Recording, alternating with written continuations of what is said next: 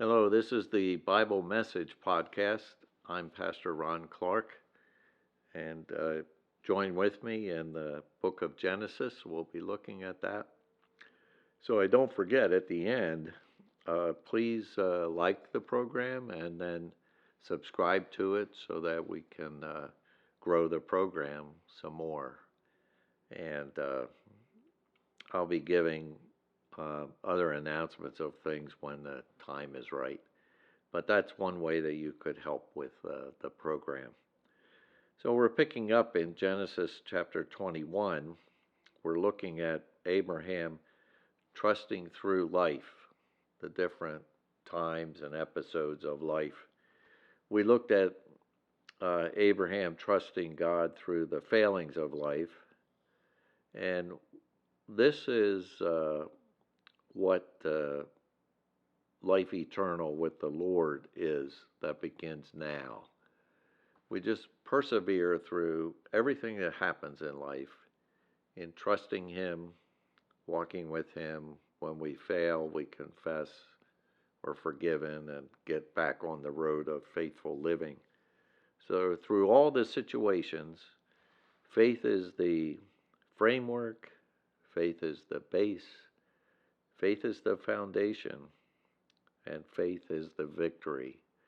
We're going to see where Abraham is trusting God through the fulfillments of life in chapter 21. So, first, the fulfillment as promised. As promised. Chapter 21. And the Lord visited Sarah as he had said, and the Lord did for Sarah as he had spoken. For Sarah conceived and bore Abraham a son in his old age, at the set time of which God had spoken to him. Now in the New Testament, in Hebrews 11, we're told that Abraham and Sarah were not able to have children. So this represents something of a miracle that God worked in their behalf to restore both of them to be able to have another child. Now, by this time, Ishmael is 12, 13 years old. Sarah is close to 90. And then when Isaac's born, Abraham is 100. So we see how God worked in this wonderful way to fulfill His promise. It came at the appointed time. God did a biological miracle. And when it says that the Lord visited Sarah as He had said, it means that He sometimes visits in judgment, but sometimes, judgment like with the Lord and the angels with Sodom and Gomorrah. But sometimes He visits with blessing, and that's here. A wonderful blessing. So, the time is what God had appointed, and the obedience is what was expected. So we see that. So in verse 3, Abraham called the name of his son who was born to him, whom Sarah bore to him, Isaac, like the Lord had said, which means laughter. So then Abraham circumcised his son Isaac when he was 8 days old, as God had commanded him. Abraham obeyed. Now Abraham was 100 years old when his son Isaac was born to him, and Sarah said, God has made me laugh, and all who hear will laugh with me. She also said, who would have said to Abraham that Sarah would nurse children? For I have borne him a son in his old age. So they all laugh because of the wonderfulness of it.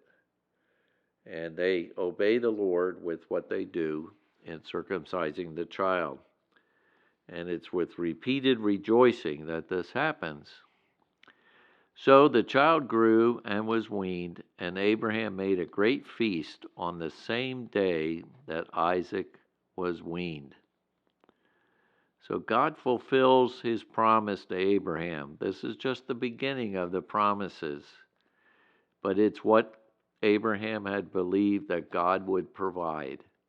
And through Isaac, that fulfillment would be accomplished after Abraham's death. So the child is weaned, probably at age 2 or 3, weaned from nursing with the mother and growing. So that fulfillment came as promised, and Sarah's particular joy and the play on words and their experience, and later another great feast of joy.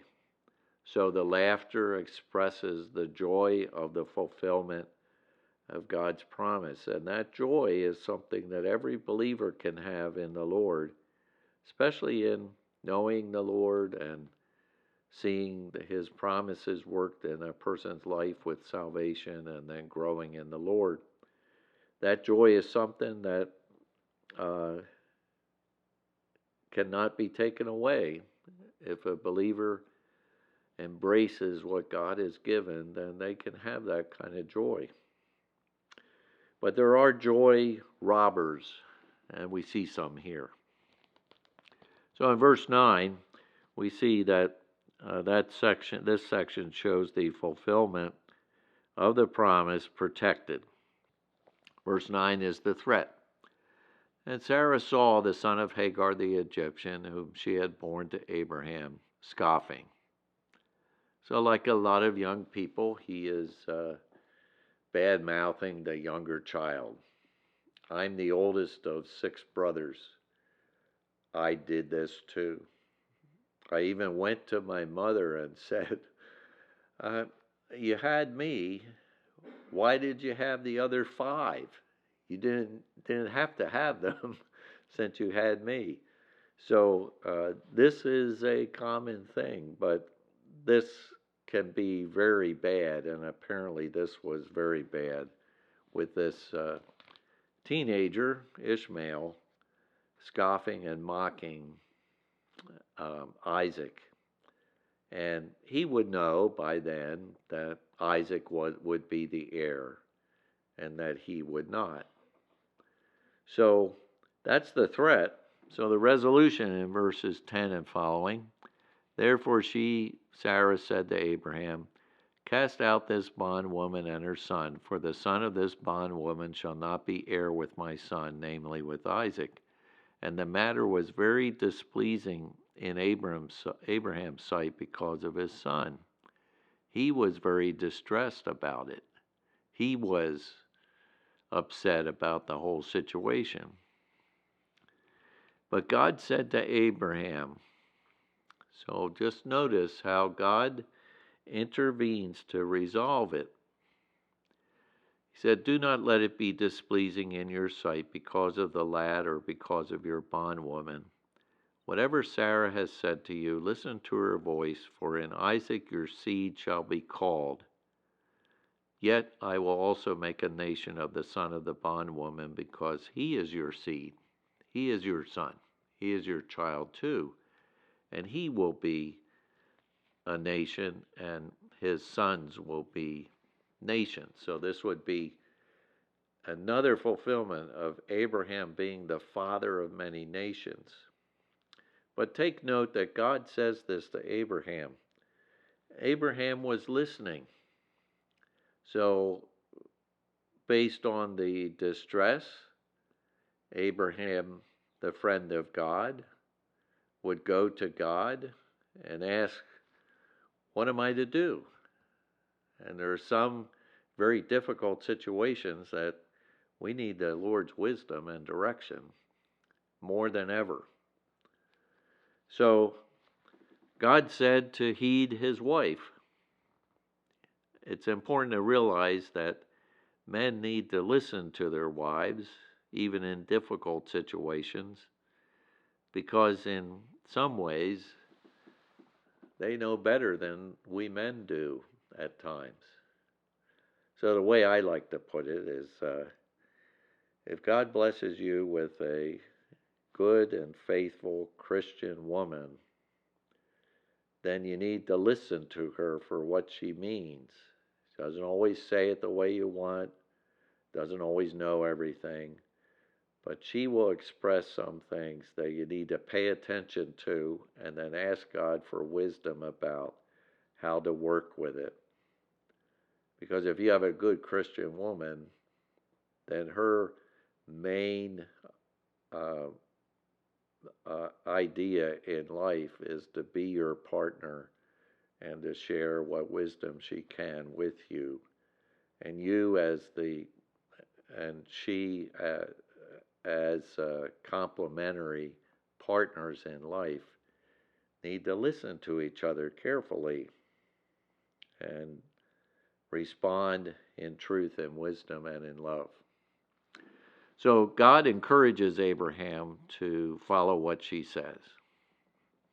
So what happens is that God's grace in making this young man, Ishmael, into a nation, a tribe, a nation, and then many nations, it shows God's grace even in the midst of wrong thinking by Sarah and Abraham in having the child. Verse 14, so Abraham rose early in the morning and took bread and a skin of water. That is their kind of canteen of water, or we like using plastic bottles or canteens, but that's what they use, skins of water. And putting it on her shoulder, he gave it and the boy to Hagar and sent her away. Then she departed and wandered in the wilderness of Beersheba. So the water in the skin was used up, and she placed the boy under one of the shrubs, and then she went and sat down across from him at a distance of about a bow shot. And she said to herself, let me not see the death of the boy. So she sat opposite him and lifted up her voice and wept. And God heard the voice of the lad. Interesting that the wife is, the mother is the one that's wailing, but the voice of the boy is what God heard, and he responds to Hagar. So you see his mercy and grace in this. Then the angel of God called to Hagar out of heaven and said to her, what ails you, Hagar? Because he heard her too. Fear not, for God has heard the voice of the lad where he is. Arise, lift up the lad, and hold him with your hand, for I will make him a great nation. Then God opened her eyes, and she saw a well of water, and she went and filled the skin with water and gave the lad a drink. So God was with the lad, and he grew and dwelt in the wilderness and became an archer. He dwelt in the wilderness of Paran, and his mother took a wife for him from the land of Egypt. So the fulfillment of the promise is protected by separating Ishmael from Isaac. And in Galatians 4, Paul will use this to illustrate some teaching in that passage. He'll use this story of Hagar and Sarah. In verse 22, we pick up the fulfillment in peace. So now we have Abimelech showing up again. And it came to pass that at that time that Abimelech and Phicol, the commander of his army, spoke to Abraham, saying, these were probably titles for them, so it would be the king and his general. They spoke to Abraham, saying, God is with you in all that you do. Now therefore swear to me by God that you will not deal falsely with me, with my offspring, or with my posterity, but that according to the kindness that I have done to you, you will do to me and to the land in which you have dwelt. And Abraham said, I will swear. So Peace was desired because they saw the hand of God in Abraham's life. Now, we don't know if Abimelech or his general or his people believed in Jehovah. At this point, it is possible that some of them did, but we don't know if they got away from their pagan beliefs or practices, and they probably did not. But they show a respect because of what they see in Abraham, that he's blessed by God, God protects him, and God prospers him, because Abraham is a wealthy and powerful man in the land. And so they see Abraham as someone that they should be at peace with. And Abraham is willing. So when peace is desired, be responsive to it. Now, like Abimelech and Abraham, they part ways. They don't bother with each other after this very much at all. So it may not be that they become, when peace is offered, that you become buddies. But you can pray for peace. In fact, in 1 Timothy 2, we are to pray for peace with all government leaders, and we need some in our country today. So pray for peace. Pray for God to work. So verse 25, then Abraham rebuked Abimelech because of a well of water which Abimelech's servants had seized. And Abimelech said, I do not know who has done this thing. You did not tell me, nor did I hear of it until today. And we don't know if that was true or not, but that's what he said. So Abraham took sheep and oxen and gave them to Abimelech, and the two of them made a covenant. And Abraham set 7 ewe lambs of the flock by themselves. Then Abimelech asked Abraham, what is the meaning of these 7 ewe lambs, which you have set by themselves? And he said, you will take these 7 ewe lambs from my hand, that they may be my witness that I have dug this well. Therefore he called that place Beersheba, because the two of them swore an oath. So it's called the well of the oath. Thus they made a covenant at Beersheba. So Abimelech rose with Phicol, the commander of his army, and they returned to the land of the Philistines. And then Abraham planted a tamarisk tree in Beersheba, and there called on the name of the Lord, the everlasting God. And Abraham stayed in the land of the Philistines many days. So he stayed there. That was part of the promised land that would be his. And so the peace, he worked out a problem that was disrupting the peace, and so they restored their relationships, and then they were reverent in just living alongside each other. And Abraham went on to worship the everlasting God even when things were going well. And when things go well, we sometimes take our eyes off the Lord. So when things are going well, like we take our eyes off the Lord, so then we're not really trusting in Him. We're not really thinking about it. We're happy with the blessings that we have when things are well. And